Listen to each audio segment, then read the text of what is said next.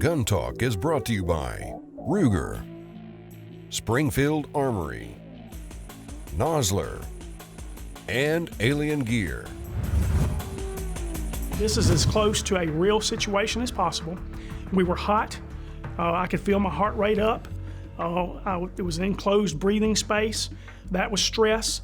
And then having to deal with the person. That was very stressful.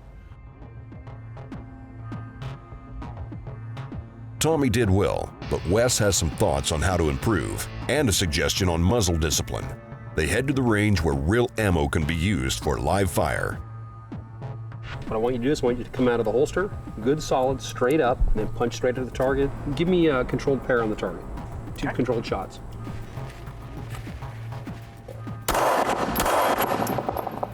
Scan and recover. Very good. All right, why don't we go ahead and throw it with your left shoulder towards the target. Okay, and what you do is you're going to make that transition over to that non-dominant hand. But let's make sure that we go muzzle down around your legs, okay? All right. Ready? All right, go.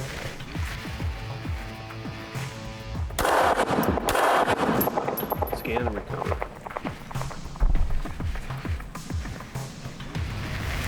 Obviously, you know the complications probably better than anybody else.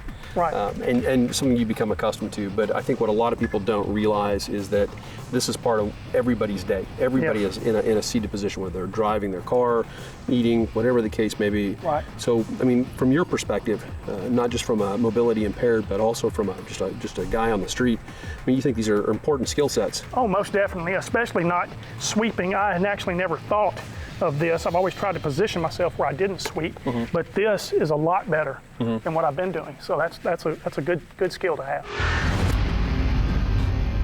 The second scenario was one that was definitely going to go into a more volatile situation. The idea was to force it. The idea was to try and get Tommy to make a decision and up that level of threat to the level that we needed to get it at. Tommy starts this scenario in his wheelchair. He knows there's trouble coming, but it's not going to be exactly like the first exercise. Hi there. Today? Yes, actually, we're getting here to go shoot now. It's getting crazy out here. Hey, what y'all doing? Hey there, sir. How are you? Hey, y'all got some money for me? No, sir, we don't. Get behind me. Get behind me. I just need a little money, just a little bit. I'm trying to just get a cheeseburger, man. I'm so We don't hungry, have man. any money, but let me call somebody for you. Who you gonna call, man? I'm gonna call the sheriff. Hey, guys. Whoa. Hey, What's going on? over What's here. going on? Whoa. Get over here. I just need a little money, bud. You don't have any money. Come on, man. I Tell you see what you got. What you got some money? Nope. You better give me some money. You need to move on. This is your bad day. You need to move on right now. You need to move on. You need to move on. Drop the gun. You, get on the ground now. Get on the ground. Face down. Get on the ground. Put your hands behind your head and cross your feet. Call 911. Tell them we have 2 people in the parking lot of the range. 1 has been shot. Calling now. Index. Well, this guy wanted money, and I told him I'd call somebody to help him, and he escalated his not wanting to move on, and he was going for something in his waistband.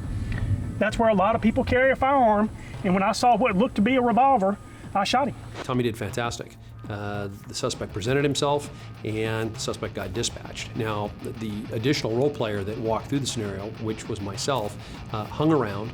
He immediately locked in on me, ordered me to go to the ground because he doesn't know who I am or what my intentions are.